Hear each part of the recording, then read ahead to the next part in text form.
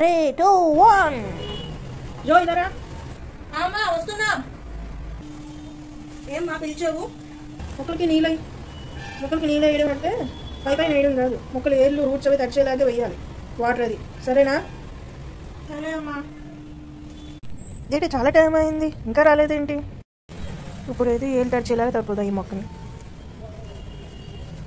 ఈ మొక్క కూడా తడిపోదాం. అయ్యో అయ్యో ఏంటి ఇది ఇలా ఎందుకు చేస్తావు? ఇలా ఎందుకు తీస్తావు? నువ్వే కదా చెప్పు మొక్క ఏళ్ళు తడిచేలాగా వేయమన్నావు కదా. ఏమంటే ఇలా కాదు, చూపిస్తా చూడు. ఇక్కడికి నీళ్ళు అయ్యి తడిపేలాగా వేయాలంటే ఇలాగ వేసాక చూడు ఈ మొక్క ఇక్కడ చూడు, దీని కన్నాలు ఉన్నాయా?